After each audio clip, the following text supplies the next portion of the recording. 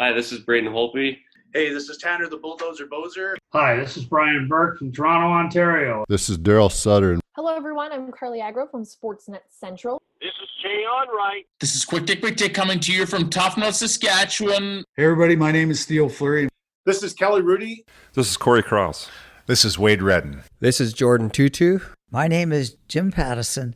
Hey, it's Ron McLean, Hockey Night in Canada and Rogers Hometown Hockey, and welcome to the Sean Newman Podcast. Welcome to the podcast, folks. We got a great one for you today, but before we get there, let's talk about today's episode sponsors, Clay Smiley and Prophet River.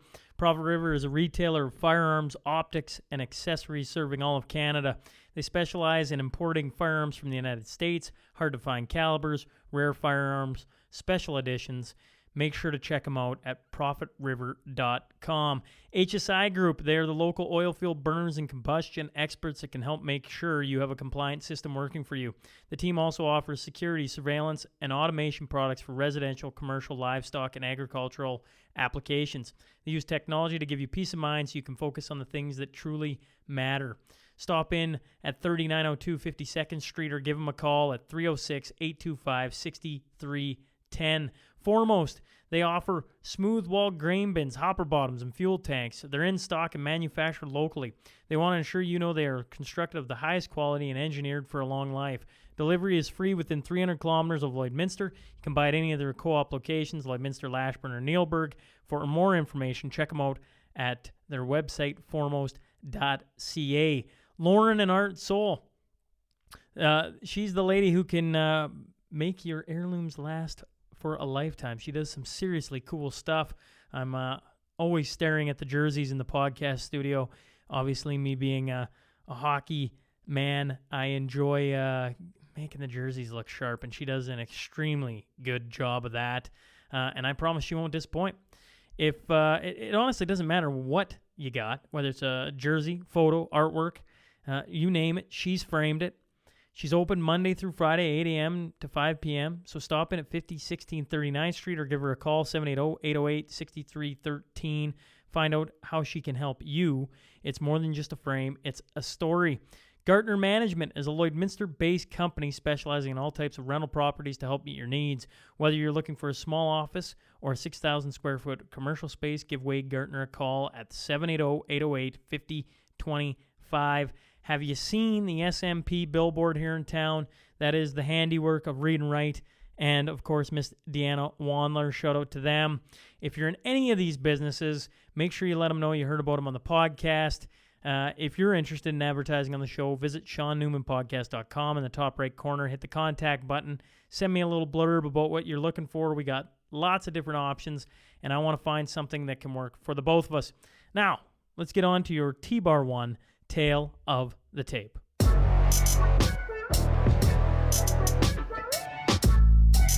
Originally from Edmonton, Alberta, he graduated from University of Lethbridge with a degree in biology. For the past 19 years, he's been working as a biologist for CFB Wainwright. He's got 35 ultra marathons under his belt, including the Moab 240. 13 times he's done 100-mile races and 5 solo finishes at the Canadian Death Race. He's got 10 Ironmans, an Ultra 520, and the list goes on. I am talking about Shane Mascarin. So buckle up. Here we go. This is Shane Mascarin. Welcome to the Sean Newman Podcast.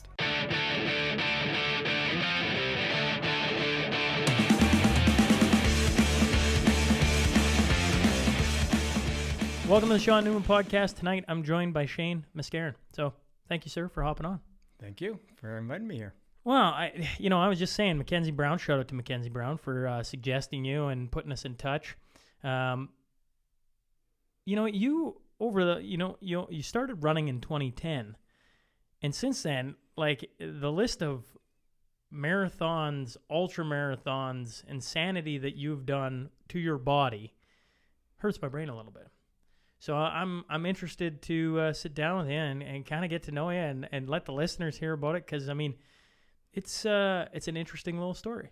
Yeah, it's been a wild 10 years. It's been from 0 to 100 in those 10 years of just going from 5K in 2010 to international races.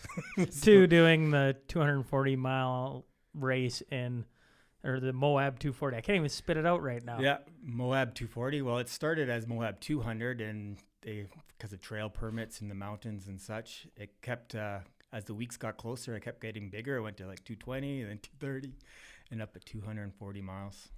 So before we get into all the racing, and I mean, obviously that is the tagline of you is, right? You've done all these ultras, and I'm no stranger to bringing a couple guys on that we've mentioned, Ross Thompson and then Mikey Dubbs, and I find it fascinating first and foremost. But you're originally from Edmonton. Yep. And you go to school for biology? Yeah, at the University of Lethbridge. At any point in those years, were you a big runner? No, running really honestly started in 2010 for me. Probably 09, did some laps around the rink kind of. Well, my daughter was playing hockey and my wife was starting to do some races, some small triathalons, and kind of got the bug a little bit from that. But yeah, it was something that was never on my radar when I was younger. Definitely when I went to university at Lethbridge, the irony is one of my bigger races is Lost Souls 100-miler, and it's right out of Lethbridge in the coulees there. And it starts at the bar where my wife and I had our first date, and I could tell you back then that if someone had told me I was going to run 100 miles from this location, I would have told them they were completely nuts. I never knew that kind of thing existed. It feels funny to start the race at that location, actually, because that's where I spent a lot of my university hours and evenings down there. So yeah, it came full circle back to where I started with my wife, and she was crewing me there. So it was an interesting how life changes. Yeah, no kidding. So you go to school, you become a biologist, and then you enlisted in the Army? No, I'm a civilian. Oh, you're a civilian. Civilian, yes. So so I was we both graduated. She is an RN and has her degree in nursing as well. So that's where we met at university. And I worked some environmental consulting after school there. And the office shut down and took a job in Wainwright. We kind of made the big step to there. It was a big step. My wife came from Calgary to Lethbridge to Wainwright. And shout out to my wife if she ever listened to this. I took my wife from Minneapolis to Hillmont, Saskatchewan. Yes. And now we've made the big jump to Lloydminster. So, yeah. You know the feeling. I can't, personally, I know someone who can relate very well, yes. Yeah, so it was a big jump. It was probably only going to be a stepping stone, Wainwright, to get some experience with federal government and go from there. But we've been there 19 years, and when we have kids, small town living, once you're used to it. I loved it. My wife took a while to get used to it, but I think now it's definitely home. And we went back to Calgary actually yesterday, and traffic is crazy. It seems we're used to, like, traffic for us is get stuck at the highway waiting for two trucks. Get stuck at the single one red light in town. You're like, can't this just be green all the time? Yes. So yeah, it was a big jump, but yeah, roots, it's home now, definitely. And what does a civilian do for the Army? So I work as my title is actually range biologist, and so I work in the environment section. There's a handful of us in there, and basically the Coles notes would be, I keep the guys in green out of trouble. So a lot of our military activities and such might impact, like the river, so Fisheries Act, Species at Risk Act, and stuff like that. So basically making sure we're looking after our land. We have 620 square kilometers, the military base, so we're just making sure my job is just to make sure we're compliant and the place is as good as when they leased it out. You're taking lots of soil samples? My coworker does more. I get to do more. I honestly, my buddies make fun of me. I count a lot of frogs. I count some sharptail. I fly around doing aerial surveys, counting deer. I do the cool part of biology, and so a lot of times my weekends are very similar to my work days, especially in the field season. Winter, obviously, it's a little different in the office, but yeah, a lot of times I was socially distancing before it was a thing, and yeah, I work by myself. I have some summer crews. So How long you been growing the beard for? this one is more, I go off and on, in between, but this one's probably this COVID time. That's it? Yeah, Really? yeah, That's Yeah. a doozy. it comes pretty good. Yeah. Yeah, so, but yeah, I might trim it. It'll be like 5 o'clock shadow or a slight beard, but I'll let it go this time. So it's part of ultra running. Beards and trucker hats, guys like. So let me ask then, in 2010, what gets you into running? And not only running, because for now 10 years, a decade, you've been hammering off, well, here's the Coles notes, 13 100-mile races, 5 solo finishes the death race, 10 Ironmans, an Ultra 520, whatever the heck that is. Well, I kind of got the idea. And you say 6 to 8 big events each year, not including also the Moab 240. So, like, that's a lot, especially if you were not a runner before 2010. Yeah, it escalated quickly. It's probably the best. That's putting it lightly. And the funny thing is, we're part of a run club, and I try to mentor some new runners, and I tell them to do the opposite of what I do. Take your time, work up your distances. But yeah, so it was a spring race, 5K in 2010. 2011, I did a half Ironman. 2012, I did Ironman Canada, and then 2013 did Death Race, and then I think by 2015 I did 400 milers in 1 year, besides other races. But so it went fast. But yeah, 6-8 races, like that's probably what's on my visa bill being on hold because of COVID for next year. So there's a Doesn't your body just fucking hate you? At times. I think it's when you race a lot, it becomes, I don't train a lot in between some of the races. So it's actually, there's some recovery, a taper, race again. Recovery, taper, race again. So there's some times that there's actually low mileage. I know, listening to some other guys talk, I like rest days. I haven't ran this weekend. It's good. I'm running 100 miles in Iron Horse this next weekend on Saturday, and it's good. Like, it's knowing your body, definitely. But I know lots of people like to say your knees are gonna go, whatever. I've actually I don't think I've lost 2 weeks to injury in 10 years. I've had no major injuries. I should knock on wood here. Don't get hurt this weekend, but I think you have to train smart. And I don't do big volumes. I'm not hammering out 50K practice runs and killing myself. The race is the reward, and so yeah, train towards it. And I think I asked Mikey Dubs this, and I might ask Mr. Ross this too. Do you enjoy it then? Yeah, do you I do. enjoy like that first 5K you did in 2010? Did you go, why haven't I done that before?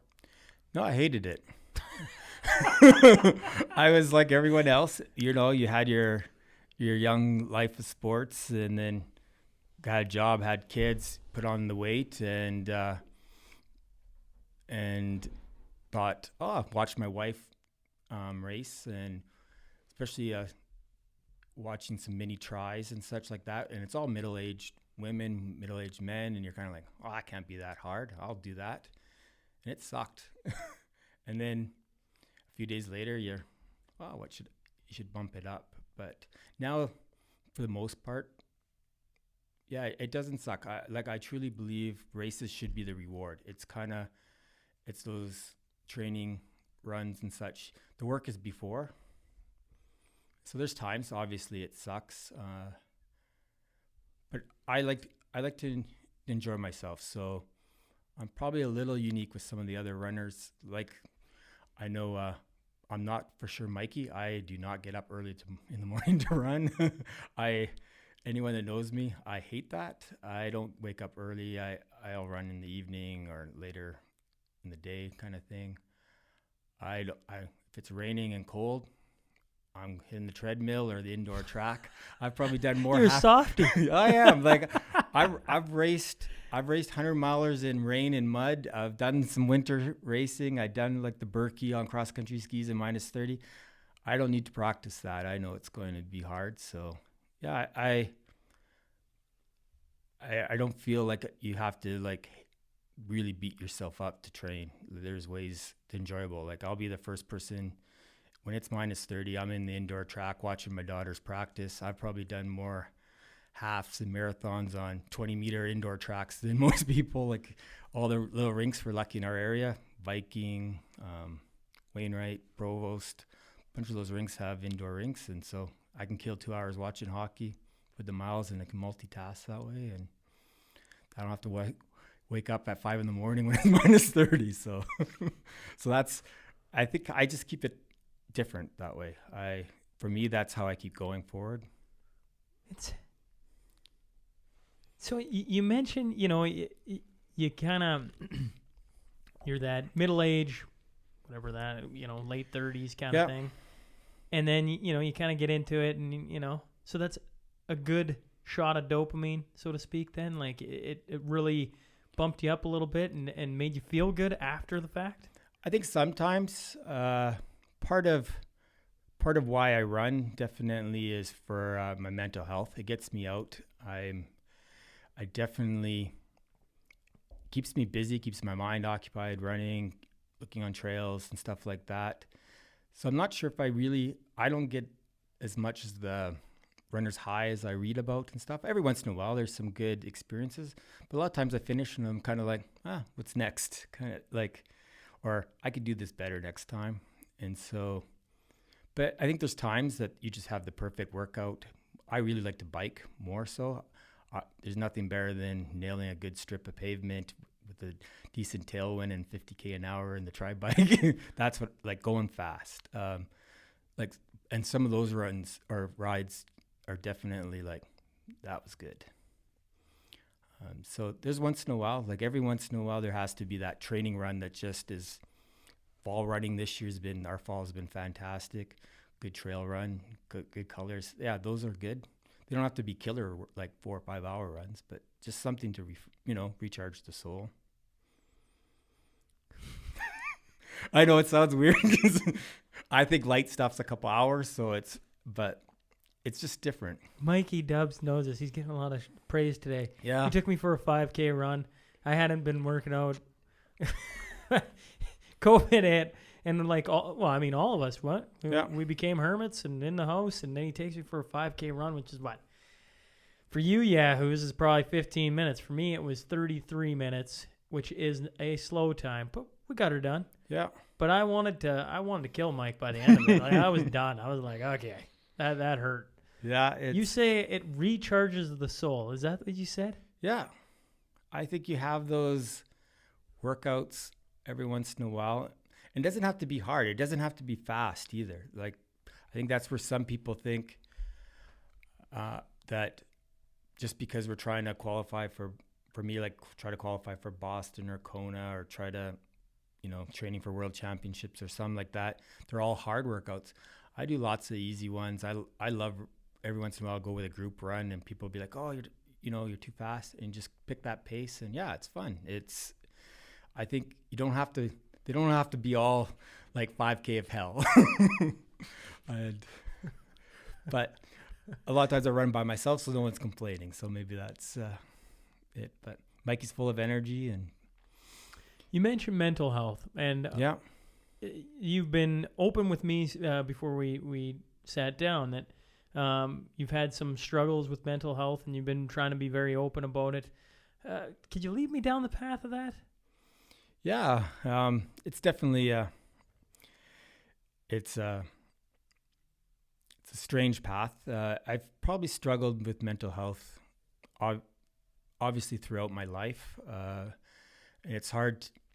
It's kind of hard to pinpoint when that turning point was with my mental health. But most of the time, it's been whether it's school, work, family, now running. It's kind of like 110% kind of into that just to keep my mind busy. But sometimes after a while, drinking doesn't help. Working all the time doesn't help. Running all the time doesn't help. And yeah, it deteriorated in the last couple years. Probably the last year has probably been the worst for me. And it's been a struggle. So I think that's why a good run or a good bike is good. It recharges my soul because every day is hard for me. I know a lot of people say, oh, I got bad days, or bad days makes you stronger. Well, every day's really hard in my mind. So really bad days are really bad. I say this because I don't know. You can call me stupid. You can throw the coffee across the table. I'll take it. It'll be a little bit hot, but that's okay.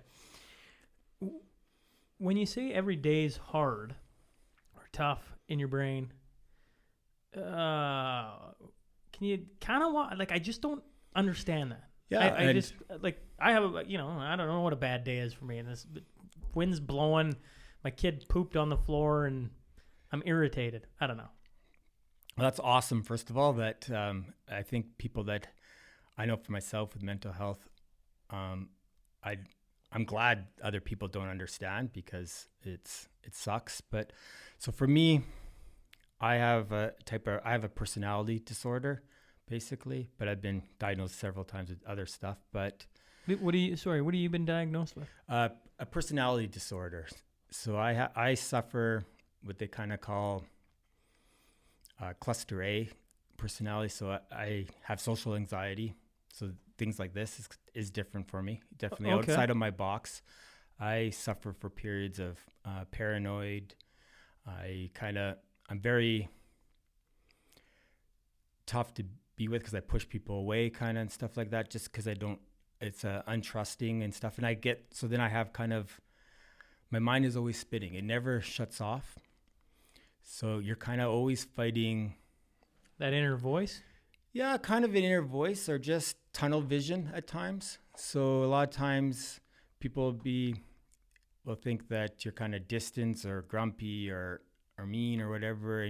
You're just in your head and you just don't really notice people around you. And so it's weird, obviously, to have a family and a career and all that, and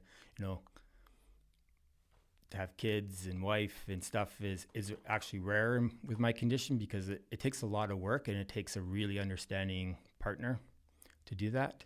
So yeah, so like some days I don't talk to people and stuff like that.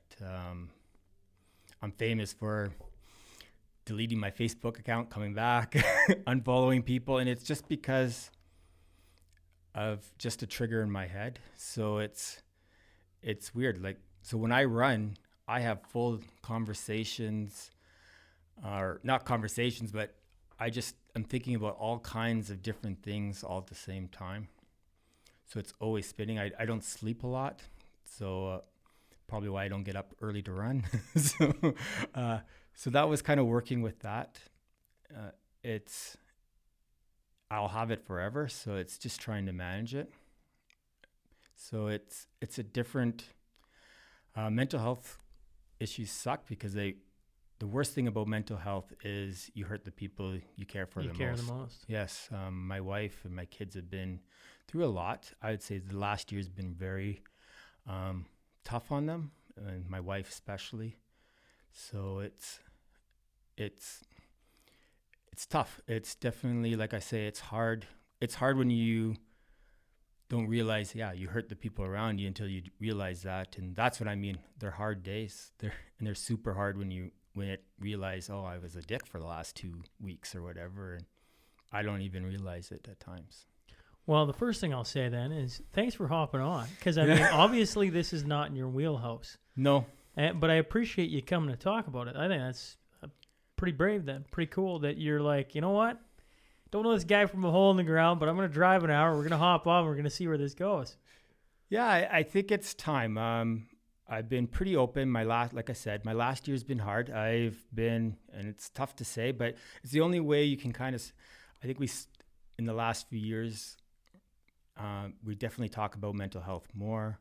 there's lots of stop the stigma, let's talk. But we have to go further than that, because I think we just need to be more open of, it's not just I need someone to talk to. That's for me meaningless at times. So it's kind of understanding, that we just don't know what's going through that other person's head. So sometimes we just need to be kind and understanding a little bit more, and not, it's the judgment of mental health, definitely, and how we kind of treat it. Our system is definitely broken.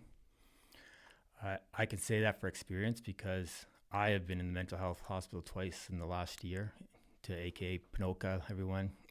So and that's how we kind of treat mental health right now in our province, is Stick it away in a Yeah. hospital. And yeah. So it's I would say this, as a guy that I don't think, I haven't had mental health problems, at least not that I know of. Yeah. Friends and loved ones may think different, but I think talking about it and being open about it helps guys like myself understand, because I see when you say we've been more open about mental health, and Bell Let's Talk comes to mind, right? Yeah. It's like, great. Great. I'm all for it. I have no idea what the heck's going on, but I'm all for it. But the more people that come on and share about it, I think then everybody can be kind of like, oh, okay.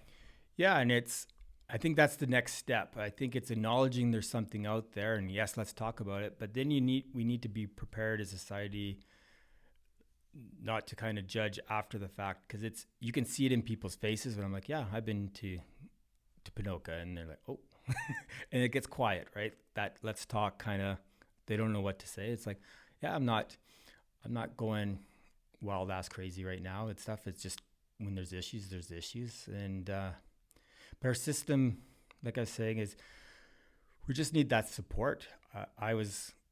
The first time I was in Pinoca, I was in there for a couple weeks, and I saw a doctor a couple times, and they release you, and they think you come back to work or what. Oh, you're fixed. Well, no, I basically was locked, in a wing, and got out for air once in a while, and had a open, room. It's I haven't been to jail, but the mental health hospital isn't probably much of a step up. So it's an interesting, but it wasn't overly helpful. I was gonna ask. I'm in I'm in territory I've never been down and into. Yeah. So when you talk about going to the mental health hospital, the Pinoca, is that a good experience for you? Do you come out of there and be like, you're kind of alluding to a little bit of it, but do you come out of there and you're like, oh, I feel a little bit better, or no? Well, my two experiences have been completely, I guess, different. The first time I went, and I mean, the main place I think mental health hospitals are needed for when you're at risk. But once for me, when I tunnel vision, I've had 2 suicide attempts. That's why I've been in them. But once you kind of are out of that tunnel, yeah, I need some therapy and stuff like that. But being locked up really isn't really helpful. So it's different. Once you're kind of over that self-harm time, you need that support, and that we don't have. When I was there, yeah, it was, well, you need one-on-one counseling, but it's a 3-week wait to get in, even at the hospital. So it's like, well, I don't plan on being here 3 weeks, hopefully. So there is no, I think people think you go see it on TV, you go to therapy, you go to this. You see a doctor maybe once a day for 5 minutes, or someone else. So what did you do the rest of the time? You actually talk to a lot of people like yourself. It's probably the best part of that experience is you start to realize the people on the street that you kind of walk by and judge, you don't know what's gone on in their life. You meet definitely some people that have had some abuse, some addiction issues, mental health issues, severe enough to get there. And you're all there, and there's nothing, you don't have to hide. I know why you're here. You know why I'm here, right? So you have conversations with people. I think there's more self-help with the patients-to-patient talk, because there's not a lot to do. But the first time my attitude of being a 110% guy and active is I used it as a training camp. I got like 45 minutes an hour of exercise at a time. I would go run outside. I had some change of clothes. They had a swimming pool there. I think I was the first person to ever ask, could I swim for an hour? They kind of looked like you're crazy. And once you swim, they're like, oh, I've never saw anyone swim that far before. So I did a couple like 3K workouts and stuff in the pool, and it was like a 50-meter hot therapy pool, but I just did what I normally did and just tried to stay it was weird because everyone you talk to, you're like, yeah, I've done some Ironman. They're like, yeah, sure. Like, yeah, I have. So I tried to stay normal and that I could beat it just by being active and fit, and and I actually left the first time, and 3 days later I raced Ironman Arizona. I basically came out packed. My wife came with me to make sure I was okay. Had some severe social anxiety getting there in the plane and getting there, but yeah, I had I think 11 and a half hour Ironman, did really well, but it was odd. So when people have excuses of a race of, oh, I didn't feel good the day before or whatever. You literally came out of a... Yeah, I spent 2 weeks and came out and raced. Yeah. But I don't think I took it as seriously just because I was like, oh, I'm getting out of here. And that's all I kept asking my doctor. I have a race. I have plane tickets in 3 weeks. Can you get me out of here kind of thing? And that's all I was focused, was getting out. The second time was more severe. And it was shorter, but I had probably hit rock bottom in April. And shit, that isn't that long ago. No. So yeah, end of April, beginning of May, I got out. So in between that, again, so people have this, I think, opinion that depression people and anxiety people lay in bed, don't shower, don't do nothing. Well, I got out, did Ironman, went on, took my daughter to all her events, trained, did another 100K in the spring, ended back up. So fitness doesn't cure it for me. It probably helps a bit, but you can still be active, still be a professional, still have a family. So that's where I think that mental health message has to come out. You can still be high functioning. It's rare, definitely, but you just never know what's going through some people's. That's where I go back. We just need to be kinder and be more open, and it's okay to have this conversation. But yeah, so April, I had an overdose, went to hospital, was there for a day or so, went sent to Pinoca, got back out.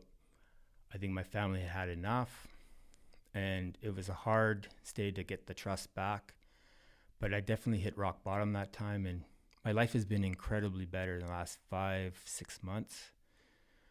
And, but it's almost breaking down and just rebuilding again mentally, really fighting, but there's still really hard days, definitely.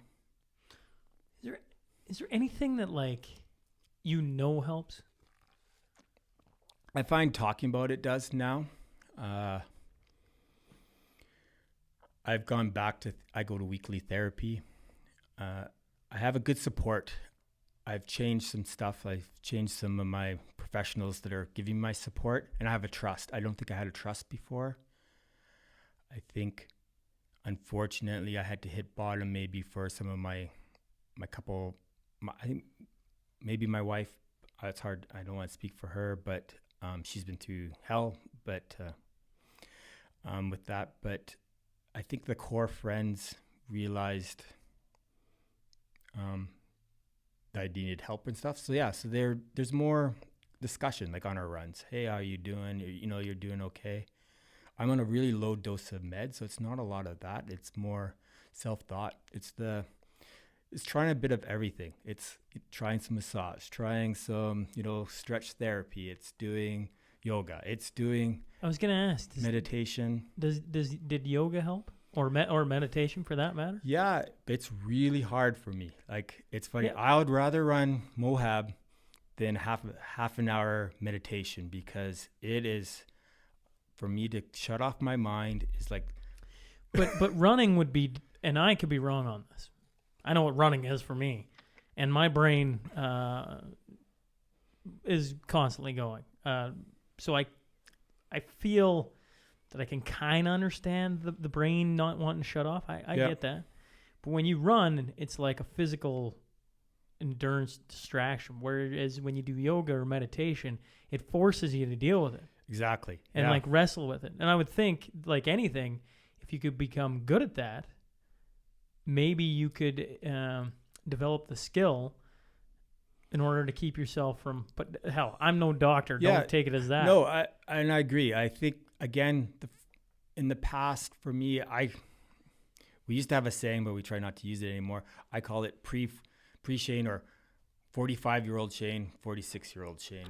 It's really been a turning point. Is that I think the past me, I'd go to yoga, go to those things and go, oh yeah, I'm there just to stretch my body, to get my hip flexors so I can get faster.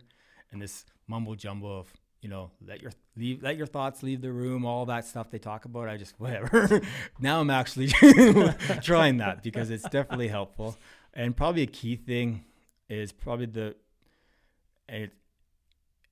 it's kind of like good and bad, is I'm definitely medicated at night. I take sleeping pills now on a daily basis, so I knock myself out, which is great. I think I'm mentally better that way. But I mean, it is you're basically addicted or dependent on something to sleep.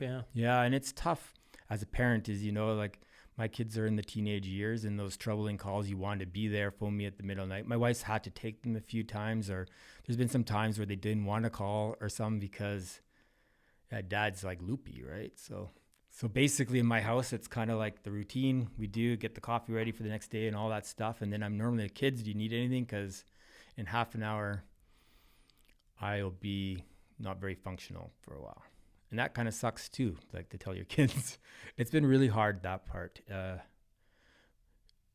Parenting's tough enough, but it's definitely tough when you have to show weakness to your kids. I know the hardest thing I've ever done in my life, is to apologize for some of my behavior with my wife, just from letting my mental health go, was, telling your kid that, I'm sorry about, my suicide stuff, and to hear from your daughter, I don't want you to die. Those are tough conversations. But we had it out hunting, and we were talking, and just sitting outside and having that discussion. They're tough, but I had to have them. And so I think we have a unique relationship in our household, and it's different, but it works now. That's some heavy stuff. Yeah, that's what I mean. Every day's, it's hard. So that's why running for me is a release. It's something, ultra running, especially the longer the distance goes, the less physical it gets and more mental.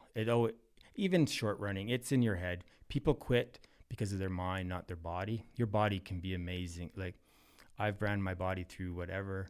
It's normally your mind, but for me, that's my... You deal with that anyway. Yeah, so like, I know going into an ultra, there's going to be dark times, and that's what I've always told. I know I've told a few runners in the Lloyd group and stuff that were getting ready for their first ultras the last few years.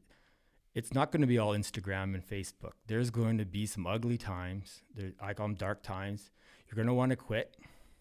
Just don't, because they always stop. If you wait long enough, walk it out, whatever, sit, they come. But for me, I'm like, I know they're going to, because life has to continue, and life's continued for these 46 years through this stuff, is I know it'll be over. So I just, when they come, I just almost relish them. I'm like, okay. Here we are again. Here we are. Like, is this the best you got, brain? And that's kind of, it's kind of probably my advantage deep in a race, is I'm not going to quit. I mean, I have it.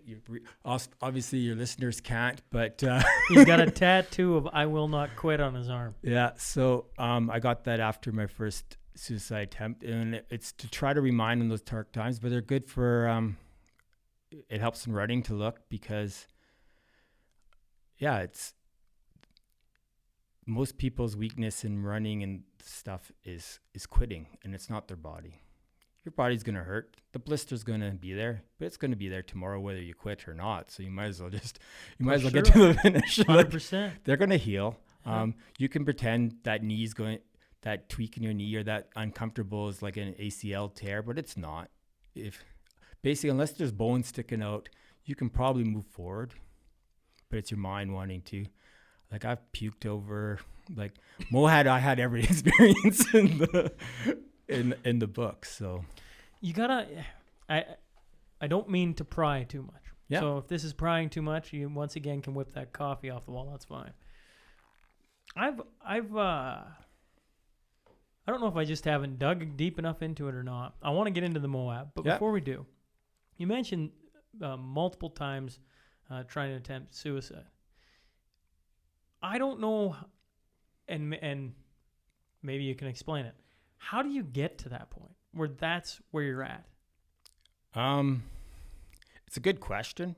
I think it's a question I really don't have an answer for, and that makes it probably the most frustrating part to manage, and probably why you get every doctor you see, like you see different ones when you're in the hospital, so you don't get to see the same one. Everyone has a guess. It's probably my main beef as a scientist with social sciences. You're just guessing. And it's frustrating for me because I'm a data guy, right? So I have no idea. Most times, I think my last attempt, I was actually registered for I registered that day for a webinar on invasive species or something like that, like the next day. So it's not like You weren't thinking about no. moving It's forward. normally it's a series of a week or longer days as they digress down, and then by then my brain, it's normally tiredness, like then I can't sleep, and then it's normally the dark side wins. You gotta tell that dark side to fuck off. Yeah, and there are a lot of times there are conversations like that, and unfortunately it has won twice. Luckily, yeah, I'm still here. But I don't really have an answer, and it's been just, seen lots of doctors, and it's weird because it's hard to explain, and I think that's the hardest part of understanding mental health. We just can't see what's going on in our minds. But for me, yeah, it's normally a tunnel vision where it makes sense at that time. But as soon as you wake up the next day, or you're like, that was wrong. It's not that I don't know right or wrong and stuff. It's just at that time and it's not that I want to die. I just want it to stop. Like I just want the brain to stop. And sometimes it's just to the point that I can't stop it. So that inner voice, it's funny. Like, dude, you're a pretty cool guy. Like, I'm sitting here. I hope that coming across in the podcast. I hope people are like, wow, this is We're not talking about running. No, well, but I'm like, Yeah. you show up, you're this, healthy looking dude, kick-ass fucking beard on his head, a bighorn hat on. You look like you're ready to run the Canadian death race, right? Yeah. And you sit here and you talk, you got a smile on your face, and then you go into this dark place, and I'm like, here's the thing about mental health, suicide, that kind of thing. We all know somebody pretty close to us that either has tried, has succeeded. Like, there's a lot, and every day there's more, and it's that's the reason why I ask. It's because I play the scenario out in my head, and I'm like, I just don't know how you get there. And for you, it's the brain won't shut off. Yeah. Yeah, and like it's funny because when you like with a lot of promos and stuff, it's get active, get fit, or mental health gets cured by fitness. Well, I could tell you if running cured mental health, I'd be one of the sanest people around, and I'm definitely not. I'm not saying it doesn't help some people or whatever, but there's more to it. And there's definitely it's a shitty thing, definitely, and it's hard to get support. We talk about it, but I'll be honest, last week, I actually had some bad days. There was some stereotypical days where I was like, I don't even remember the last time I showered, or and I would have some afternoon naps. I took some time off, like a day off of work, and it was like, fuck, like, and I was like, I'm doing everything right, and I'm fairly happy. I have no stresses right now. You know, my family life is good. We're back on track. You know, like we're supporting each other. The kids are doing good. You know, activities starting up again, but I'm still feeling this way, and so. I had some talk with like my therapist, and she's like, we'll get you back in to see a psych doc, and maybe just need a bump with meds or something like that. Well, I don't get into, I think it's end of November. Before you get in? Yeah. And I'm a priority case. So our system is really broken. I just think of it, and I don't want to go into big talk about like with, COVID money and stuff, but I think of, if we just gave a fraction of the money we're giving to that kind of stuff, like even the amount of disposable mass there's probably spent in this province a day back to like mental health would make a difference. It's too much, and because of COVID, it's Zoom. COVID time, I mean, there's lots of things to complain. We've lost, our activities in sports, but for the people that really need help, it really sucks. When I got out in May, I couldn't see a doctor, and because of my personality and stuff, I really need to see someone. That's why I wanted to come here, like to talk, a conversation. It's very helpful for me for my trust issues and stuff like that. So, but you can't see a doctor in person. So it was all, you need by Zoom, but most of them weren't even doing that kind of stuff because they weren't set up or whatever. So you come out of the mental health and there's no doctors to see. And most of it was because of COVID, and I mean, there's some extreme cases, but most extreme cases, they just ship you to the hospital. Like it's just kind of round and around. So you get to be afraid to say, I need help because you're not going to get any anyway. No, and I know where you're sending me and it's not what I need. Right. So it's a difficult time, and I think it's really scary for the people with mental health. Well, I mean, for everyone, but I mean, add the rest of, job uncertainty, unemployment and all that. And with not having the resources, it's a tough. So that's why we need to have these discussions and get it out more, I think, and be more supportive of each other. Yeah, well, that's something we can all do, right? Yeah. Be more supportive of our communities that we're in. Yeah. That's the easiest thing. But I mean, what you're talking about, like this COVID thing, man, it's been tough. I don't know, like you're a guy who deals with this on a daily basis. For a lot of people, they keep themselves busy so they don't have to focus on, maybe what's going on around them at home, wherever. And then when everything slowed right down, we all had to deal with it, right? Because there was nothing to distract yourself with because you literally couldn't go anywhere. Yeah. So yeah, it was tough. I mean, even for myself, I'm a biologist. I work by myself. I'm working from home. I'll use quotation marks because it's really hard to do field work from my laptop. Like that's the honest, truth. And you're stuck at home. It's hard, and everyone's frustrated. My daughter danced all year. Just as the first competition was going to be the day after. Like it was Friday. She was all ready to go. Saturday was going to be her first competition of the year, and that's when everything got canceled. So all year, it'd be like practicing for 4 months for hockey and never getting to play a game. Poof, she gone. And then, hockey was like all the summer sports. My race season was canceled. I'm a race director. I started a running group in Wainwright, and now we're trying to do it.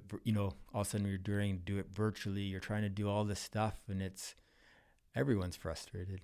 Not just the work part, but even our releases are gone, right? So everybody's. Yeah, you can start to see more of society starting to rebel against it. Just like, don't matter, man. I don't care if I get sick or not. Like you locking me up in this place and not letting me go do that is making me a little more like antisocial, so to speak. Yeah, and it's tough at our house because I get frustrated with COVID and stuff, and my wife's a emergency nurse and she's dealing with it. And I mean, been tested and quarantined for when they had an outbreak in Wainwright, and stuff like that. So she's dealing with it every day. So who am I to complain to her about it, right? So, she's all suited up every day. I can't really complain about wearing a mask. So just to go to the store. So they're awkward conversations in our house. So, but yeah, it's an interesting time for sure. Let's talk about the Moab 240. Let's do this because, I watched the. I would say this to any listener who's has no idea what we're talking about. I would say pause it, go on YouTube, search Moab 240. There's a bunch of different videos on a breakdown of what he does, but you can explain it to people. But like you essentially run for what, 85 to 110 hours straight, roughly?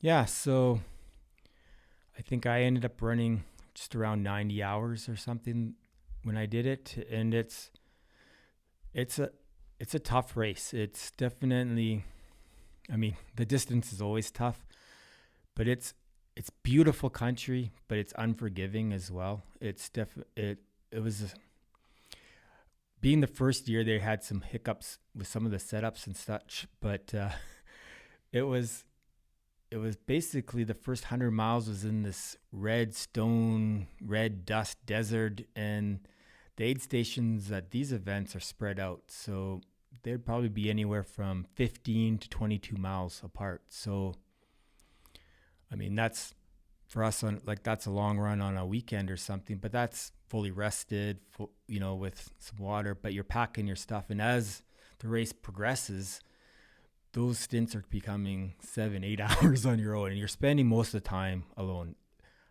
It'd be hours you wouldn't see someone on the race course. So it's beautiful country, but yeah, the desert, I think it was plus 30 when we were in the hottest part of and no water. I'm used to running like here, at least you can wet yourself down or something, drink out of a slough if you had to kind of thing, but there was nothing. And then it ends up, zigzagging through two different mountain passes. I believe it's like 30,000. 29,000 and change elevation, yeah. Climb and decline. Yeah. So we go over two different mountain ranges, and it's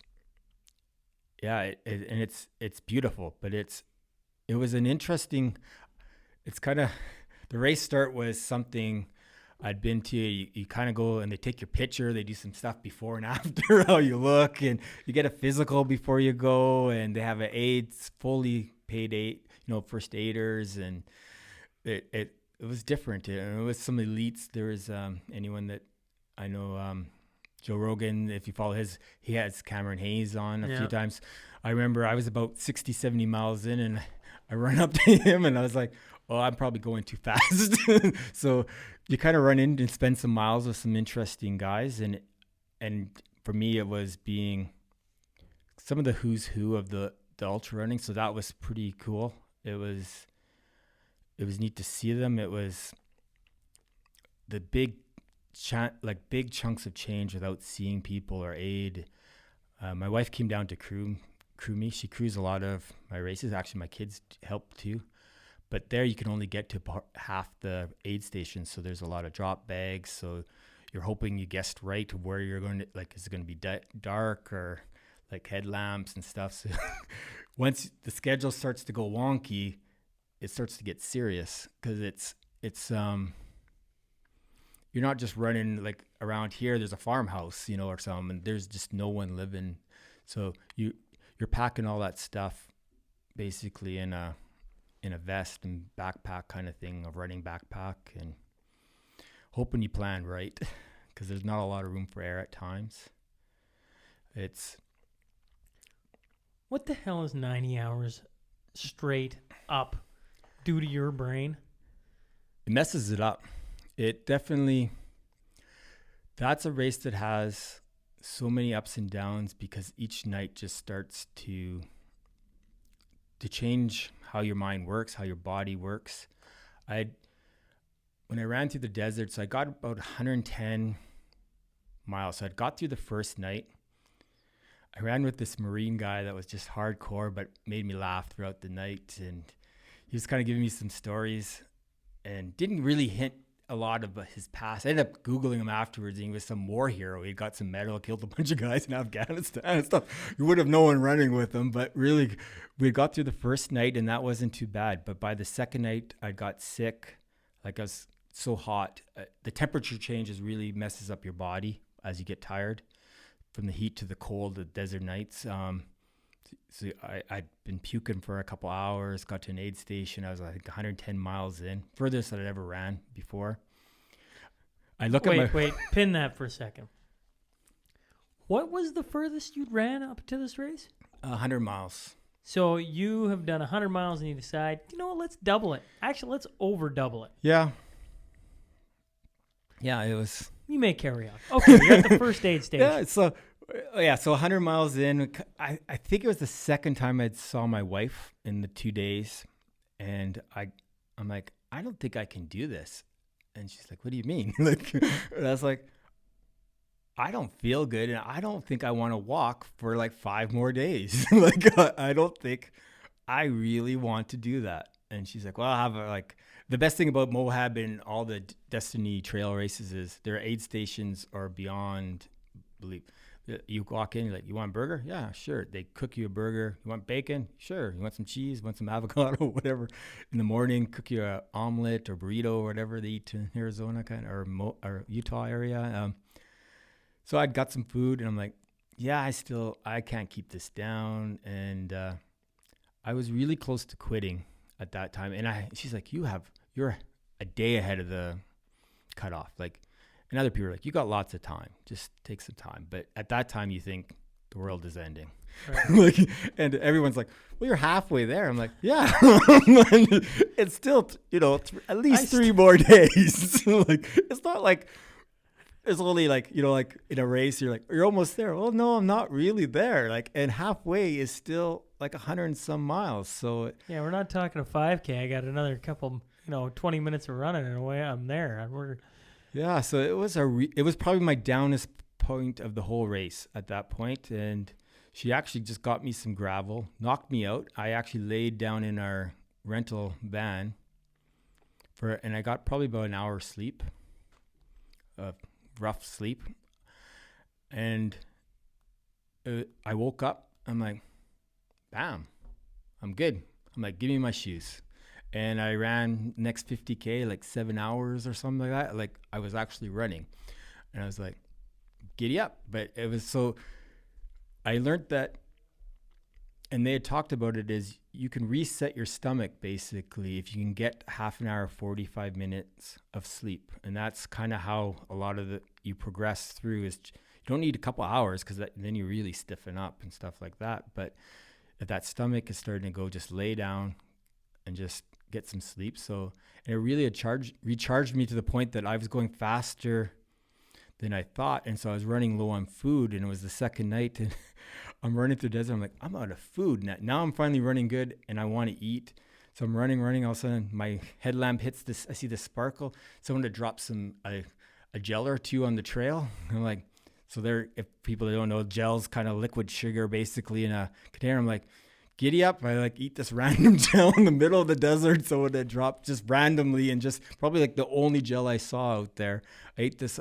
I have no idea what type it was or whatever. I just ate that and carried on. And then I almost beat my wife to the next aid station. And then it went good for a while again.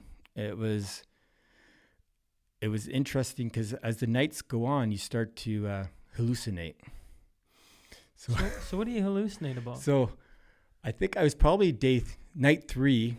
I had to go across the La Salle Mountains. So they're about 12,000, I think, elevation. It's a lot higher than, I think, what's Canmore's or 9,000 or something like that. So it was pretty, it's a pretty decent climb. It's a good climb. I heard it was 9 Fahrenheit at the summit. I don't know. I had everything I had on, and I was freezing. Like everything I had in my pack. I come off, and so you just pin it down the summit. I'm coming down the summit. I'm like cold, tired, third night. And for some reason, I sit there looking, I'm like, I've been here before. I'm like, I think my daughter played hockey here. And then again, I'm having that conversation in my head, and this wasn't even crazy, Shane. This was just like hallucinating. I'm like, you weren't ever here. Like, this is the middle of like the mountains. And then and part of you's like, well, yeah, I think I have been here, and I've never been to Utah before. So it was like, so you have this conversation, and then finally you're like, no, and you carry on, but you start to think. All of a sudden you're like, you're starting to see like, the random stuff. Stumps look like a snake or something like that. But as you're starting to play tricks that all of a sudden you're like, am I going the right way? And then like you start not sure where you are anymore and like what you're doing. And it takes a while to kind of refocus your brain. And I mean, just stay up for 3 nights and just see, let alone run, but just stay up for 3 days and see how you're functioning. So you're trying to cover, map read, see these flaggings. And so I'm going through down the mountain pass, and here's a guy laying on the trail, sprawled across the trail. And first I'm like, is that really a guy? And you kind of like touch him. It's like, yeah, it's a dude. And it's the first guy I saw in the whole leg. It'd been hours since I'd saw anyone. And he had hurt his knee, and it's like, yeah, I'm laying here. I'm like, I don't think you can, man. Like, you're going to die out here. Like, it's cold. And so we ended up running or walking with him back, and he kept going, leave me. And we'd been, I think by now we're 200 miles in or something like that, and 180. I'm like, I'm sure Courtney's already won this race. So we're not podium here. So I'm going to walk with you to get you back. And so he hobbled, and we get back into this aid station again, night 3. And I make sure he's okay. And I sit down, take my shoes off, and it ends up being, I need to sleep. I'm exhausted. I'm not making sense to my wife. The first aid people are like, you need to get some sleep. I go, okay, I agree to go lay down. And my wife grabs my shoes, and I'm like, those aren't my shoes. And we ended up getting into basically this verbal argument over my shoes. And I was convinced they were someone else's shoes. She's like, I just took these off your feet. So you just start seeing things, and it just goes, and so I'm like, yeah, okay, I'll sleep. And so everything starts to make, everything's hard. Like, it just, these little decisions like putting your shoes on is becoming these kind of big obstacles and such like that. And then I think the next day, I'd been running for a while, and there's these turkeys on the road, and we don't have wild turkeys here, right? So then I was like, what the fuck are those things? Because it's like, and so you're just not sure what's real anymore or what's not. They were real turkeys, but it took a while to realize. What did it feel like to go across the finish line? That was good. It was, it's a really tough finish to that race because you're about 220 miles and you actually come into town, and you still have 20, they loop you around the mountain that overlooks Moab. So you're 220 miles in. Bastards. And I actually go by I'm like 200 meters from our hotel. And so I walk, and my wife actually ran walked with me the 5K through town, and then up there. I'm like, okay, I'll see you in a couple hours for the last bit. But when you come down, you run again. Like, you're kind of this, I call it the ultra shuffle kind of thing. You're slow moving by then. But yeah, you kind of run it in, and it's hard to explain because it's like. How many people finished it that first year? Do you know? No, I think there might have been close to 100 or something like that. That finished it? I think so. And how many people started? 150 or something like that. It actually has a pretty good success rate compared to a lot of others. But I think because you're having really experienced people, like you have to have ran 100 miles race, and you have to have a running resume basically to get in. So it was a good race. I think I was like 30th or something like that. And there was times like I never thought I was going to finish. So I was quite happy. Still a day behind, I think, the winner, but by then time's really irrelevant at that. Like, all I could think of is you're married to a saint. Yes. Because I can't imagine like my wife or me going with my wife and watching her go through that over and over and over again. Because you've done a ton of these, maybe not to that extreme, or maybe you have to that extreme a couple times. But I mean, like, that's got to be tough on her. Yeah, I think crewing in an ultra is just as tough as running it. Not only because they're waiting for hours and you kind of have this rough kind of idea of what you're going to do, but the weather, the course, everything changes. 100 miles is still 100 miles or, 200 miles. So there's a lot. Her and my kids have spent a lot of time waiting for me. They've seen me, at not my finest hours for sure. Nothing like puking in front of your kid and putting some chafing cream on your privates, like just right there because that's what you need. But my wife actually prides herself, I think, in nailing the crewing. Like we're a team. It's no doubt about it. Like when you race at Moab, there's people with pacers and paid crew and stuff like that. So I think, hanging out with some of the topper end, it's pretty cool for us as a couple. And yeah, she missed actually me at one time. And the next check station I saw, she was bawling. She's like, I'm so sorry. I'm like, don't worry about it. Like, and at Moab, I don't know how many miles she put on her rental car because it's all over you. Like That's it. So what are you guys doing for your holidays this year? Well, we're going down to the Moab to run a 240. She's going to drive around and follow me, and that's what we're going to do for family holidays. Yeah, that's our family holidays. We're went to Vegas. I ran 100 miles there. They went. It's just 100 miles, though, Shane. Like, that's not a big deal. We did the strip. I go run, and they went to Fremont Street. They come back. It was like, us not doing. So, yeah, our holidays are kind of mixed into those kinds of things. The kids know I tried to make pretty much every dance recital I can get to, every hockey practice, every game in the winter and spring is for them, and then summer you're doing the opposite for dad. There's been like at Ultra 520, it's a 3-day triathlon. It's self-supported, and they're on the highway giving me water bottles on the bike, and they're pretty cool. They have been at various races. They dress up as bananas. They dress up, again, talk about hallucinating. I was at Ultra 520. It's an 84K run, and I don't know, 60K, and I come around a corner on this forestry road, and they're dressed up as Mickey and Minnie Mouse, and you're kind of like, am I seeing stuff? That's my kids. So they get into it. You wonder if they have the conversation. By this time, he'll be hallucinating. What can we do to really... I think they do sometimes. But it's good. They've ran some stuff. Sometimes I looped races. I've done some of those where you kind of run every mile or something like that. They've come out and they'll do a lap. I did, after I got out of Pinoca in May, I did a mental health awareness at home out of my driveway, and I did 101K loops of my block, and so they crewed me there, and I had friends. I had Mikey from here came. I actually never did a single loop by myself, so that's pretty cool. It is cool. Yeah, I have a good support crew, and and my kids helped out everyone else, and it's just part of our life. But it was something, that was a good experience too, just to bring awareness. You kind of have to do some weird stuff sometimes just to, and my neighborhood is used to me doing some running all the time, so they got to see me 100 times by their house. Do you enjoy the challenge?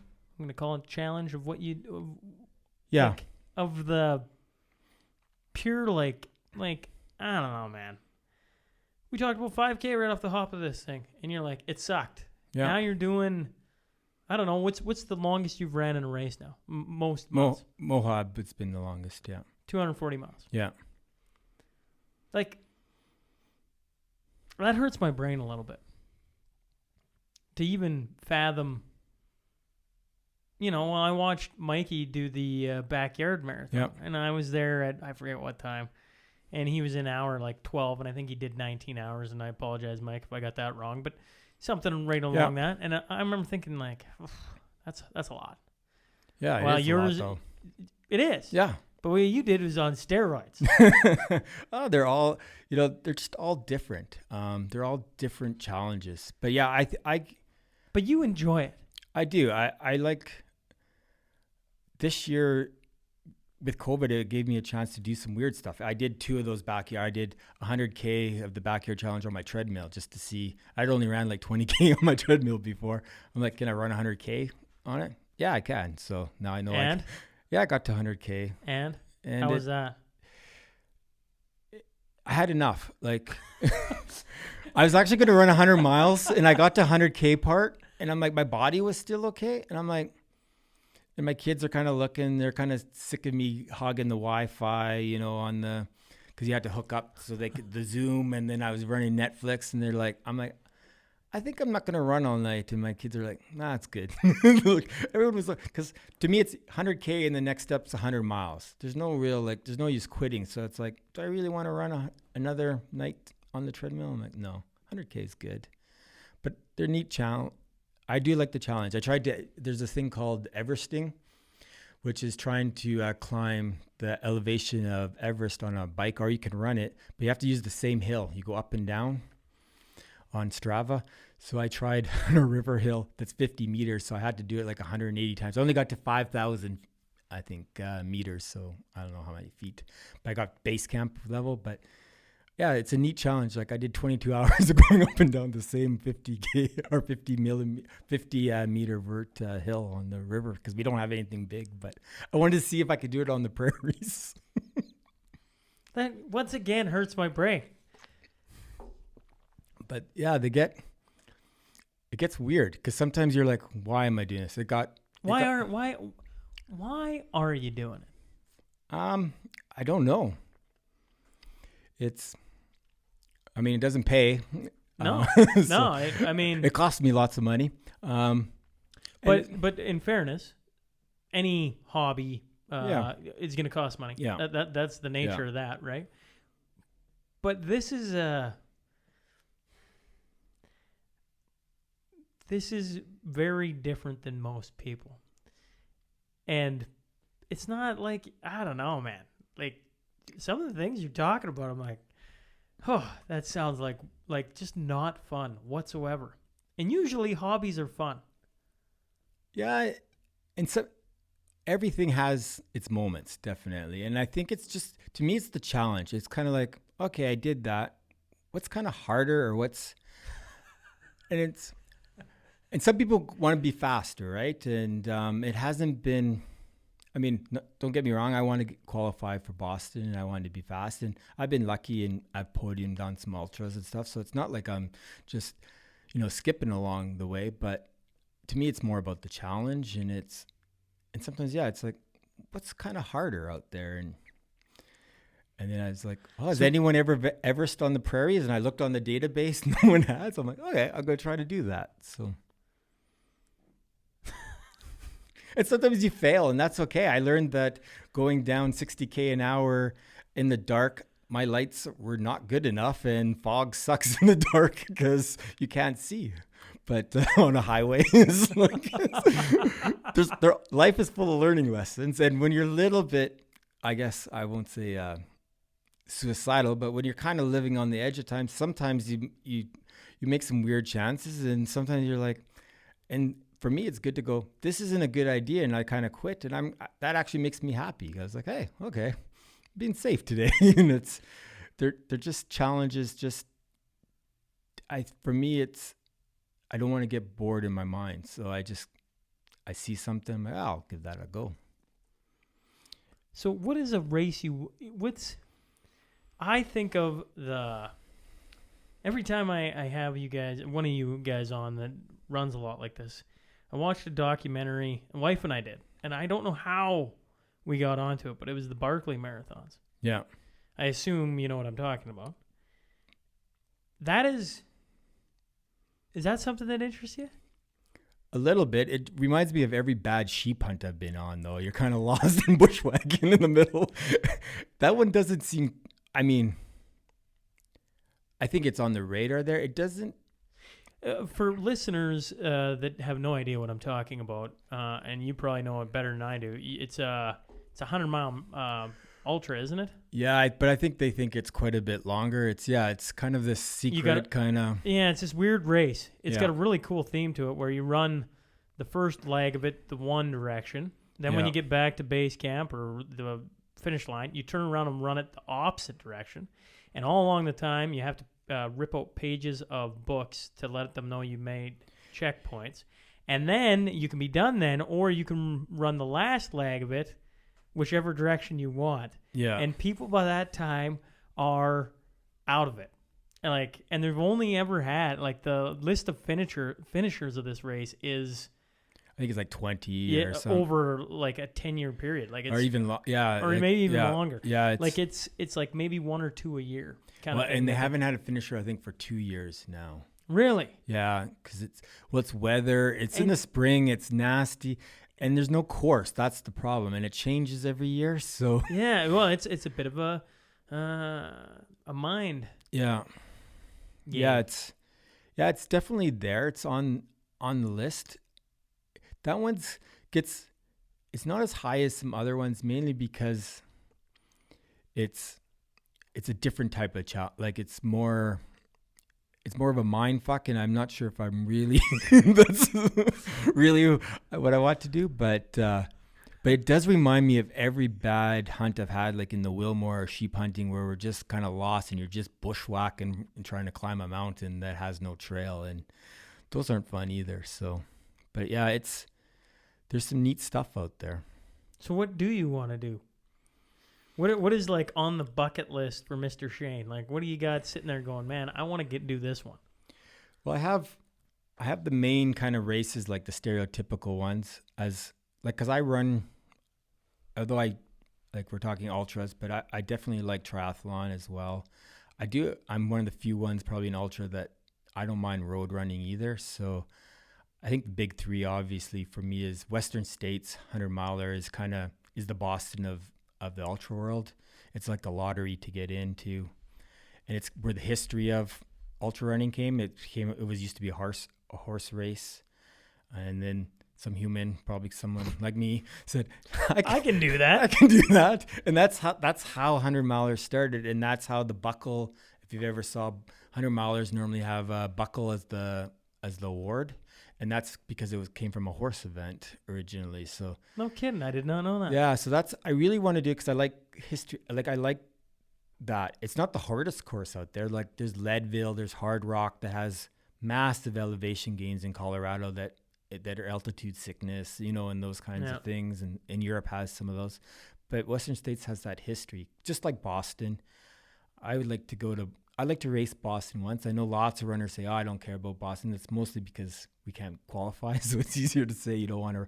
But I think anyone that's... Why can't you qualify? Because you have to get a time. So, and being a young male is actually quite hard. Like, so I just changed age groups, but I had to be under 3 hours and 15 for a marathon. And that's moving. So you have to beat that qualifying time to even get a chance to get in. And then how many people in each age group depend how much even faster you have to be. So when you're in your 30s, I think you have to be, it's like a 250 or something marathon, which, I mean, not everyone does that. So for me, I think now my new age group is, I think 3 hours 20. I've ran 3:21, so getting there. But that's... How pissed off.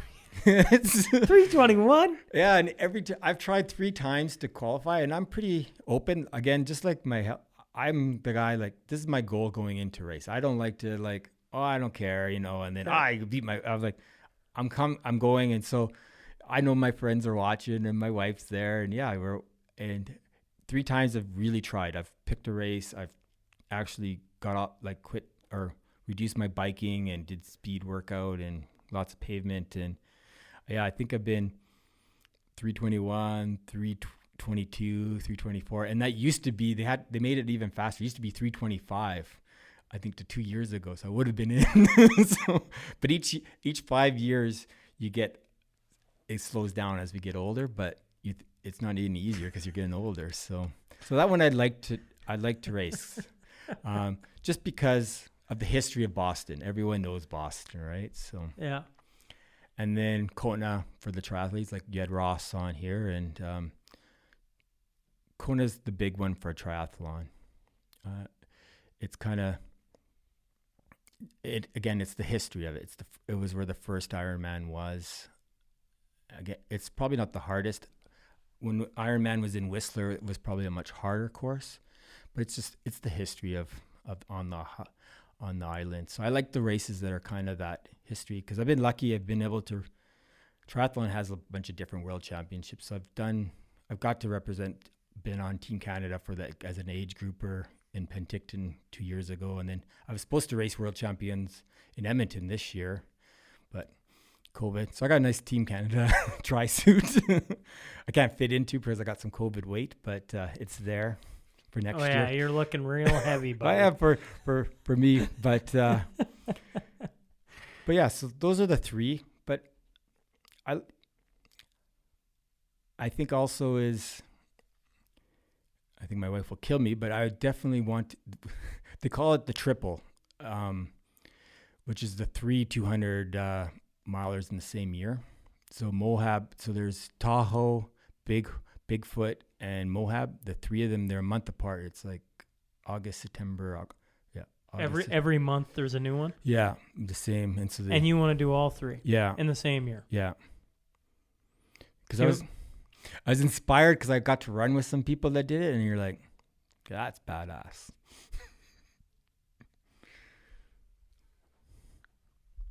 But I'll need a sponsor probably to get to that level. But anybody listening, eh? You want to see me suffer for 3 months? Can we talk about the double then? Because you've done what you have termed the double. Yes. Where you do Ironman Canada followed by the Canadian Death Race, correct? Correct, yeah.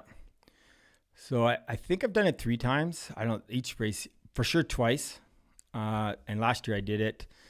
So it's Ironman Canada. So the last couple of years I've been in Whistler on the Sunday. Then Recover Monday. How far are you running on that? So Ironman is 3.8K swim, 180K bike, and a marathon 42K run. Okay.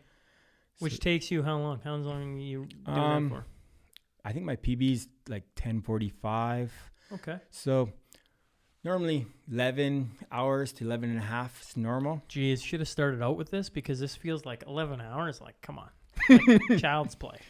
Yeah, they're different, right? It's a different beating up of the body.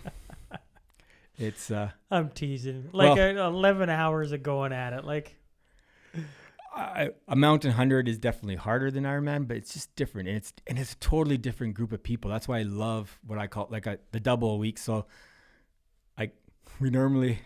we pack up Monday, drive back normally to Wainwright, change clothes, get out of the spandex, drop the bike off, load up the ultra gear, which is more like the running vest, the extra pairs of shoes, the trail shoes, and kind of do all that change. And then, drive up to Grand Cache on the Friday. And then I've raced Death Race, which is 125K and 3 mountain summits.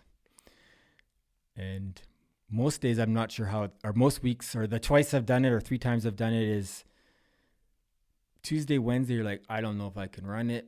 Thursday, like, it's not too bad. Friday, I'm like, okay. And then Saturday you do it, and you'll just see how long you can hold on. And I've been able to finish. I feel it though. Fatigue hits about in the legs 50, 60K in. You're like, this is just dumb, Shane. You're a moron. That's right. What does your wife say when you drive all the way out to Whistler, do that, turn around, drive all the way back to Wainwright, turn around, drive all the way to Grand Cache? Like, that doesn't seem fun whatsoever. No, well, some years, I guess actually last year we, her parents have a place in Sycamore, so to try to make it fun for the kids, we do some water skiing for a couple of days. That's my recovery, is some tubing, sleep on a boat, and then we cruise. But she's learned the game, and she loves Whistler. She gets her daily, or probably 3-4 times a day, Starbucks. Gets a week unlimited yoga pass, and I don't see her until race day normally because she's making sure that she gets her time. And then it's a lot, like at Ironman, it's all, I mean, the aid stations are all over the place. That's the run there every mile, so you don't have to bring anything, and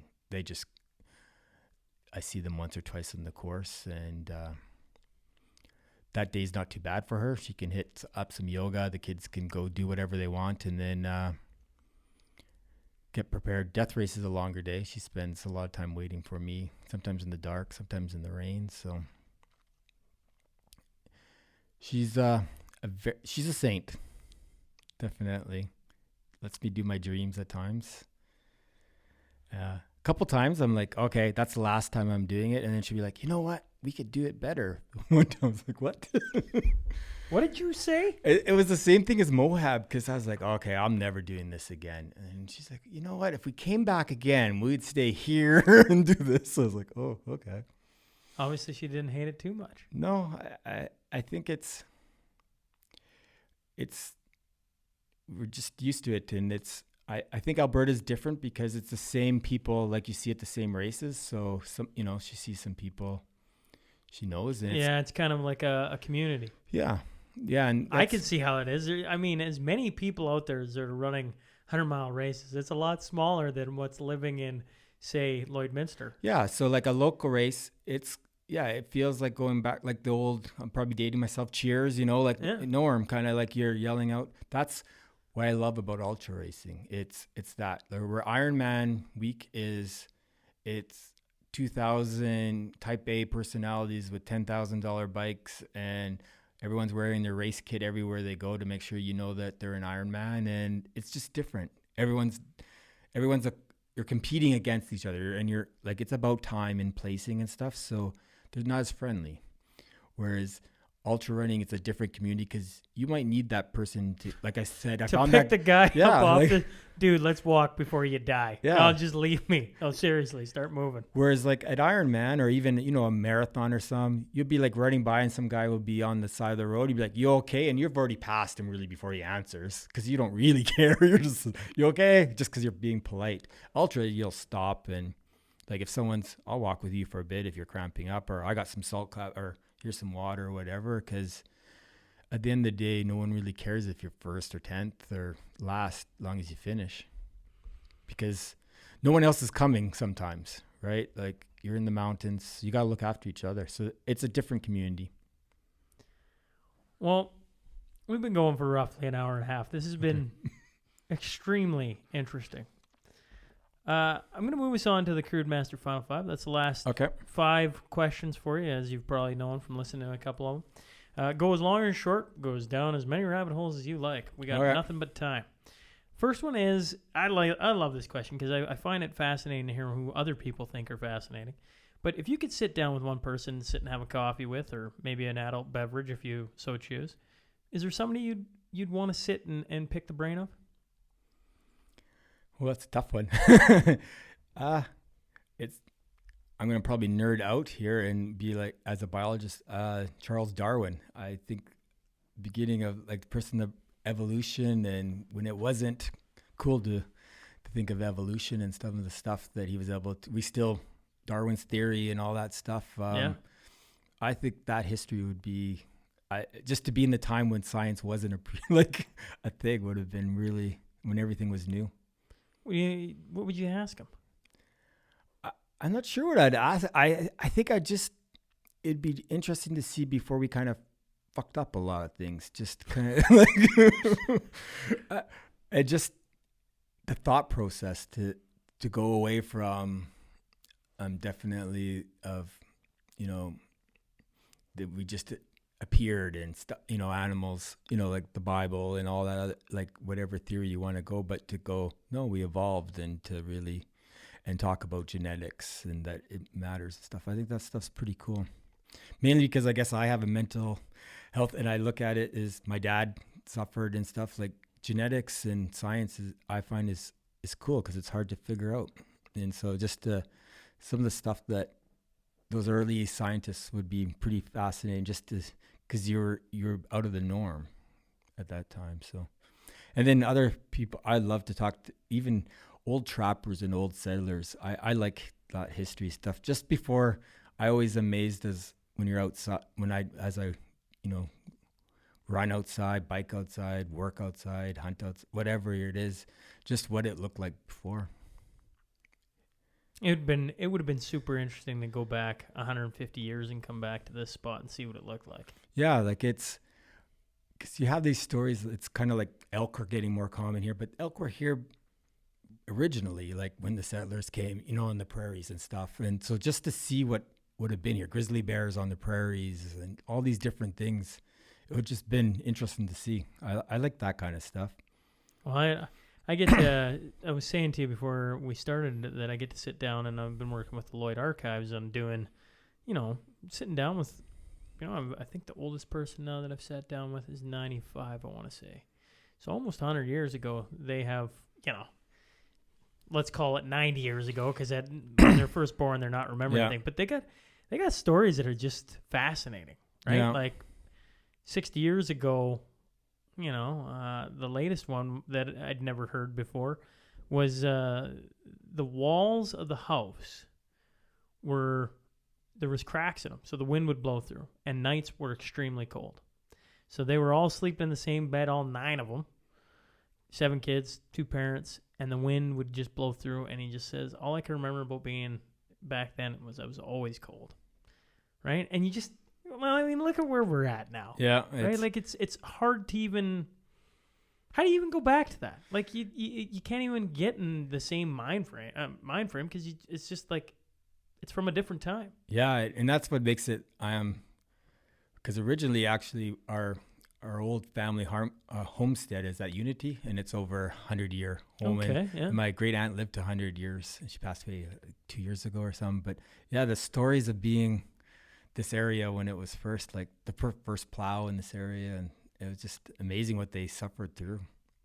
And we get upset now wearing a mask or traffic light or something No like that. kidding. Like, or whatever the new age, issue, our Wi-Fi's out. And Oldest guy I ever interviewed was from Unity. oh yeah, Cy Campbell. He's the guy who flew in World War II. okay, yeah. Yeah, and it really, really, well, and I don't know, this is episode 117, I think, if memory serves me correct. And out of 117, he's right up there as one of the most, like, hair-raising things ever. Right? Talking about being a tail gunner in World War II and flying, like, 36 missions over enemy territory. Like, what? Like, once again, that's something from a different time, like, we haven't seen anything like that in our lifetimes. No. Yeah, like we get upset with when our Wi-Fi is slow or something like that. So, Well, I remember being on the farm, and when we first got internet, it was dial-up. mm-hmm. Like, man, that was bad internet. And it took forever to do anything. And now, like, man, it is quick. Like, it's almost surprisingly how quick it is. But you're right. If it slows down for a little bit, you're like, what the heck's going on here? Let's just get moving. That's our problems these days. Yeah. If you could run in one country, not North America, where would you run? Not North America? Yeah. So you're Europe, you're Africa, you're, I don't know, wherever. Probably I like New Zealand's way up there. I think it's a beautiful looking place. Rugged as well, and still fairly primitive. I think it'd be neat. There's some races there. I've actually looked. France is another one. The Alps. I was lucky enough to go. My wife's family is from France, and went there, watched the Tour de France one year. You went and watched the Tour de France? Yeah, and I actually rode a stage, the Alpe d'Huez stage. I pre-rode it 2 days before they came through, and it was actually probably it ranks way up there and one of the best experiences I did. I did a Galibier mountain as well. It was like a 4,000 meter a day, and I don't know how long of a stage, but I rode the whole stage, both climbs, and both mountain stages were closed, the roads, and they were already camped along the side getting ready for the race. And then when I did Alpe d'Huez, all the switchbacks were packed with people, and they call it the Dutch corner, where the Dutch all hang out. They all wear orange and they paint the road. They were already drunk 2 days before, and I had a Canadian jersey on, and they're like, "Oh, Canada!" And you're like, it was like by far you felt like a superstar. And then my wife's cousin worked for the promotion, and we got VIP spots. So we were at the finish line at Alpe d'Huez 2 days later, and Ryder Hesjedal, the Canadian, almost won. He was in the breakaway. But it was unreal, like to watch them ride what I had run, much faster, but it was cool. It was a neat experience. Well, Tour de France is one of those events, right? Like it is. Yeah, like you don't realize it till you're there. Like it's neat. It's neat to watch. I mean, we went to, I think, 3 stages, and we watched them finish in Paris. And when they do a couple circuits, and they're flying. Like, you don't realize how fast. Like, I mean, we get lucky on a bike and get the right tailwind, or in the 50Ks for, a bit. They're just going like that in the peloton, just cruising by. And it was neat to watch them finish and see the jersey presentations. And it was pretty cool. That's super cool, yeah. Yeah, and at that time, Cavendish was a really big sprinter. It had the green jersey, and my wife and I were walking. She has this huge crush on him, and then he ends up riding by us like an hour afterwards on his bike. He was looking for his crew or whatever, like some family, and he just happened to be riding down the street. Just like Cavendish. It was just a neat thing. Like it was surreal. It was a neat experience. If you like cycling, it was the neat event. But yeah, I think running there, it was beautiful. Like, and everyone runs and bikes and active. It's much more of a lifestyle. They're not minus 40 for 8 months of the year. Yeah. Coolest person you've met in your racing travels? Maybe coolest isn't the right word. Maybe most memorable. I think 2 people stand out. A good buddy, Bert Blackbird. He's a ultra runner out of Brandon, Manitoba. I've been able to run. He ran the first year Regina to Brandon, fundraising for Huntington disease. So I ran 100 miles with him, his first 100 miles on the highway we ran. And then the next year he tried actually to run from Swift Current to Brandon, 600K. He didn't make it all the way, but I ran his first 100 miles with him as well. And at one point he was like crawling on the 300, 400K into that run. He did nonstop. He didn't want to stop, sleep, or anything, just to bring awareness. And yeah, he was suffering out there, and just to bring awareness to a disease that affected like his kind of adopted family. And that's some passion on the road. Really just, yeah, to put yourself in the pain cave like that is, just like, the Terry Foxes of the world. And I mean, not the same level like that, but it's like people that run for a cause that really go deep. They're different people. When you see someone suffer like that, I know the first time I got out, I ended up running another 50K with him to finish, just because you're just trying to keep him going. He doesn't even know where he is anymore and stuff, but just for a cause, it was some great mileage. I remember the second time we ran together, I ended up getting even rhabdio, so my kidneys broke down after, and my girls spent their 13th birthday in the Moose Jaw hospital parking lot with their motorhome while I was in the hospital that time. And I tried to get back out with them to run, because that's kind of, powerful person. Another person I got to run with last year, Andy Stewart, I think it is his last name, is Andy ran across Canada. He's ran across Canada, I think, several times, picking up litter in the ditch. He came through Lloyd. And so I drove up from Wainwright and met him at Vermilion. We did 20 or 30 Ks, and he pushes a little, like a stroller, and he picks up litter in the ditch as he crosses Canada. And so because of COVID and stuff, he's been cleaning up the highways of just BC because he's in BC.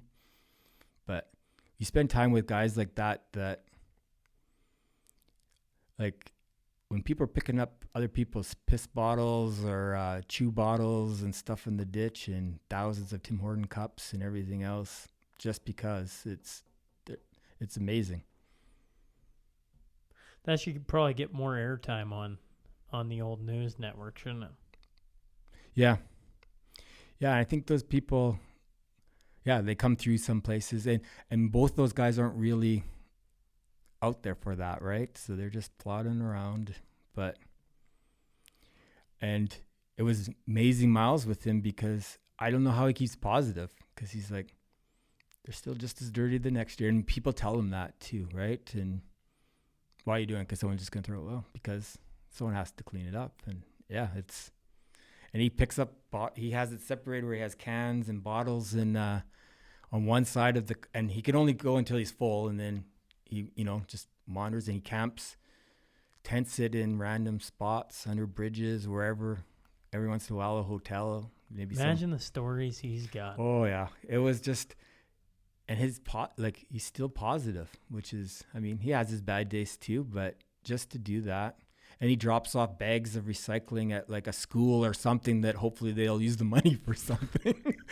And then I'm like trying to give him like $20 to have supper. And he's like, I don't. I'm like, no. I'm like, fuck, you need to eat too, man.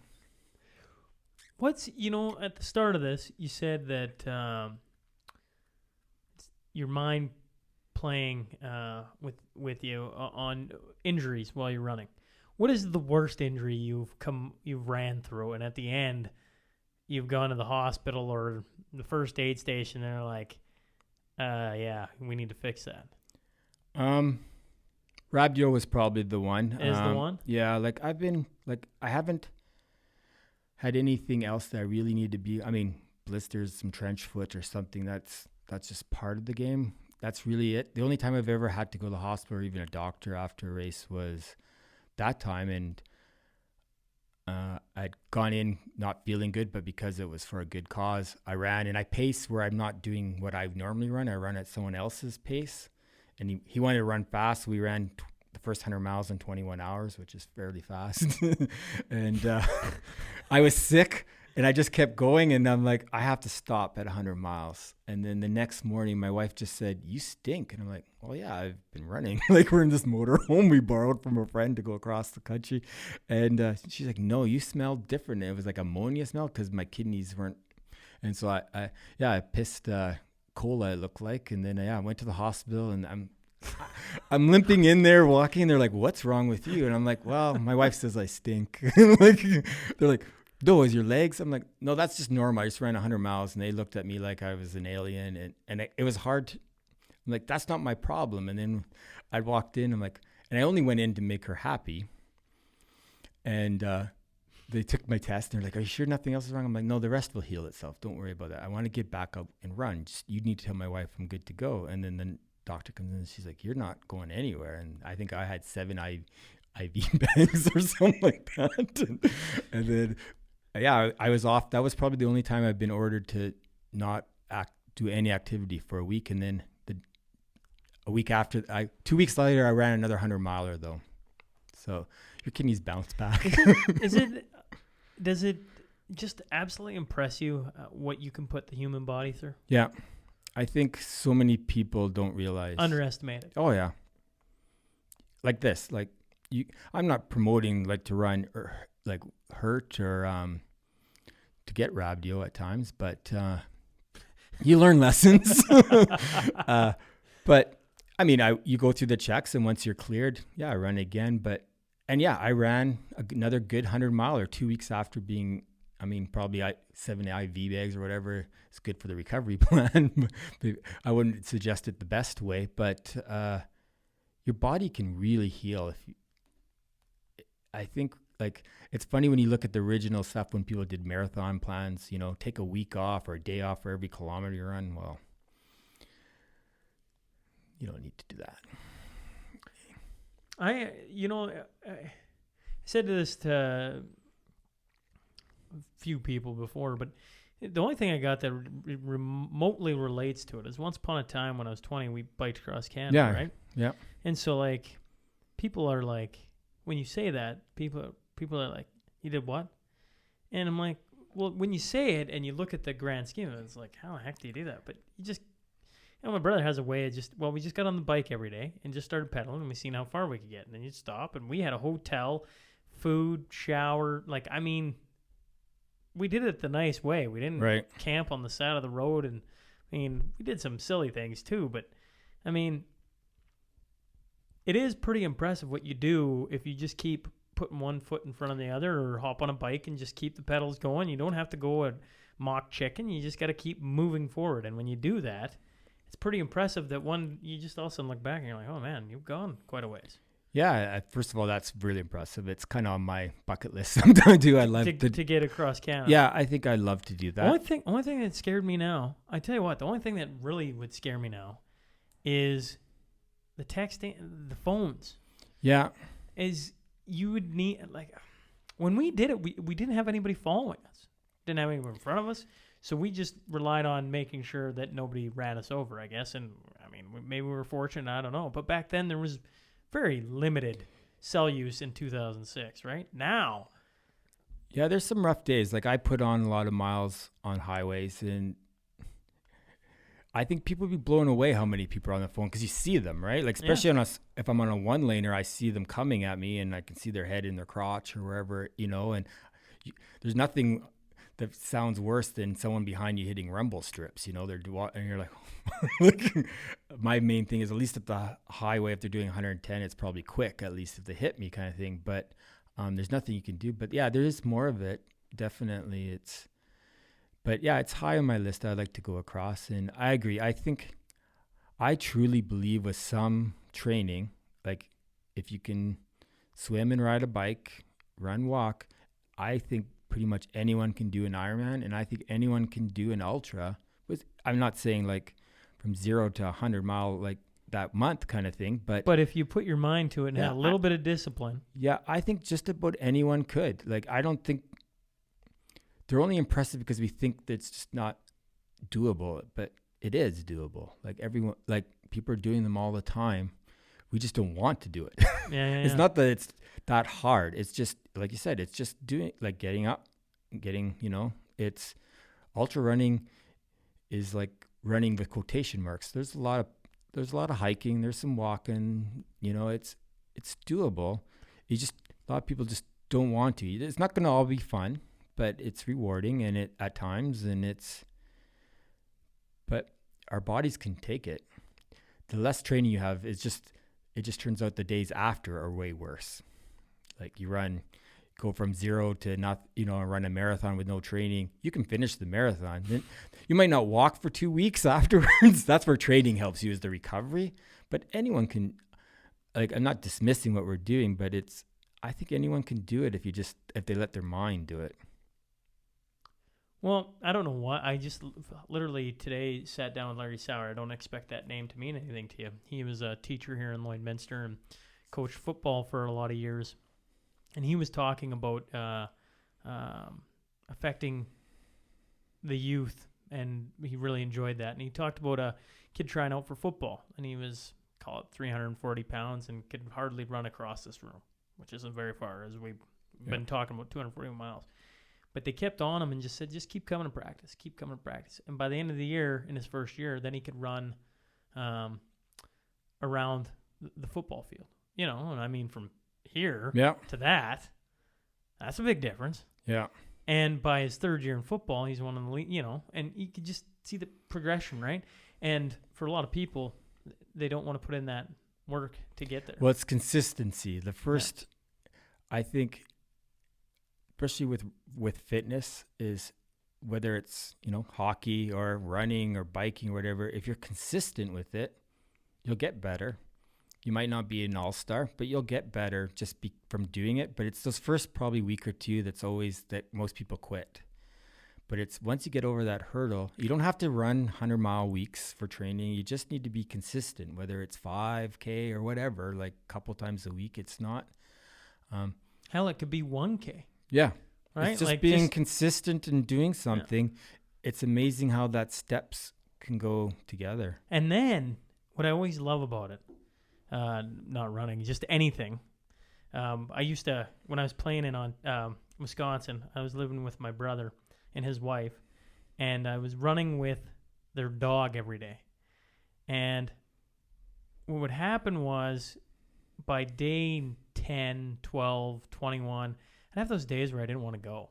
I mean, and you hear people talk about it. Those are the days you got to go. Yeah.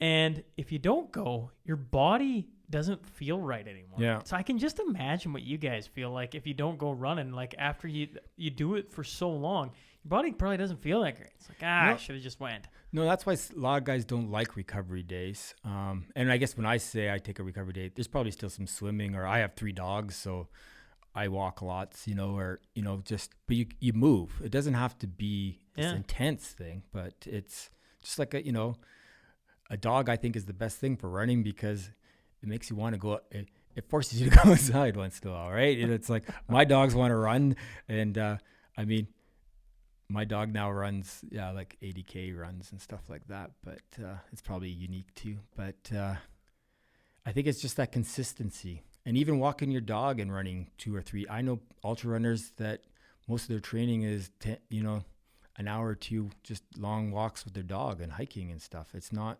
you don't have to do some track workouts and stuff like that. But at the end of the day, the feat of going that distance is incredible. But I think you mentioned it very early on in this. The hardest part about an ultra is what goes through your brain at the darkest times or the hardest hours. Yeah, and that's normally people with high DNF rates or don't have success. I think quit because their picture of what's going to happen is quite different than the reality, and that's why I'm quite blunt with people when they first is there's going to be some suck. And but if because everyone sees Instagram nowadays or whatever, right? And it's like, oh, it's beautiful sunset, sunrise. We're not running with smiles on our faces, loving life. Look, they're on top of the summit. They don't even look sweaty, but instead, when you get on the summit, it's 60K winds and it's hailing sideways, right? And you're trying to take that perfect picture. Okay, guys, this is awesome. Yeah, so it's, I think but as soon as it gets ugly, they're like, all right, I'm tapping out, right?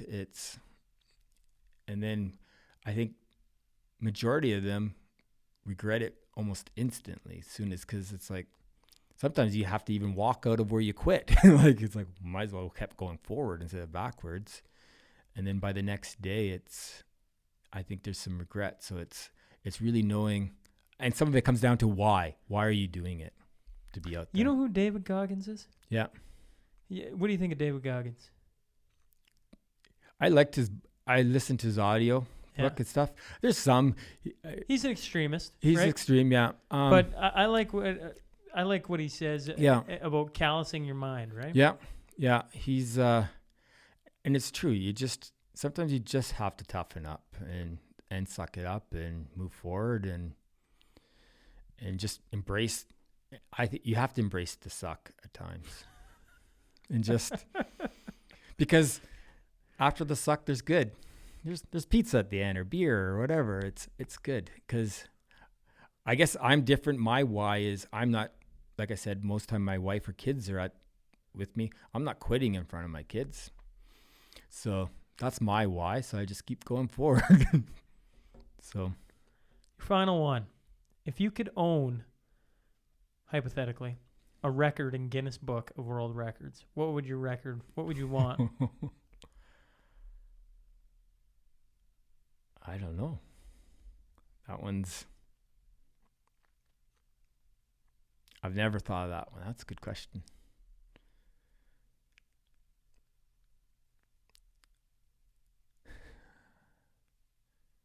Yeah, I don't know the answer to that.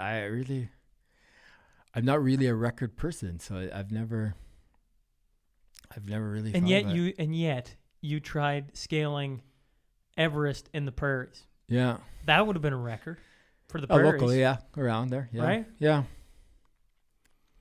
Yeah, I don't know. I don't know what a record would be. That's a that's a stumper. Hey, well, it's the first time I asked it, so. Yeah, that's a good one.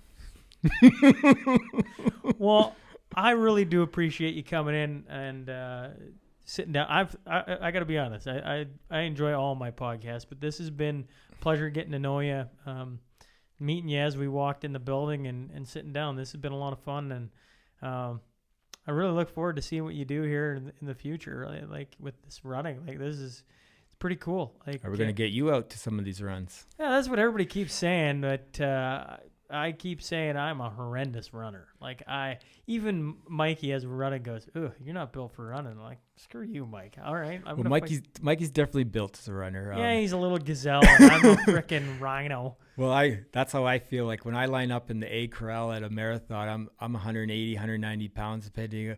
I feel like the fat guy in a little coat there syndrome. Like, and I'm not a real big dude, but I'm looking around at a lot smaller dudes. But you have incredible. I think Lloyd Minister. I think it's nice for you guys, or for you to get these guys out there, like out in the public, because there's some incredible athletes that just don't do mainstream sports, but that group of Lloyd runners are putting, the local area on the map on these races. And yeah, there's some incredible athletes that people just think, oh, they're just jogging. But, they take it. It's a pretty serious sport, just like any other sport out there. But I think people just don't know it. Yeah, well, and it's extreme. Yeah. It's super cool to listen to and hear, because it's just, I know there's a lot of ultra marathon guys out there. I get it. Yeah. But there isn't, a billion of them, right? Like that isn't true. No, it's getting a little bit, and it goes up and down like everything. It's getting more mainstream, but you got to be pretty hardcore to run 100 miles. I don't care who you are. Yeah, and that isn't just something you go and do tomorrow. And I'd say there's a big chunk that do one, and you never see them again. Nope, that not for me anymore. Yeah, and everyone says that at 100 mile, I'm never doing that again. But there's a bunch that, yeah, that's good, because you'd never see them, or 1 or 2 years, and that's good. Oh, goodness gracious. Well, once again, thanks for driving on up. This has been an extreme pleasure of mine. Thanks again, Shane. Thanks. Hey, folks, thanks again for joining us today. If you just stumbled on the show and like what you hear, please click subscribe. Remember, every Monday and Wednesday, a new guest will be sitting down to share their story. The Sean Newman Podcast is available for free on Apple, Spotify, YouTube, and wherever else you find your podcast fix. Until next time.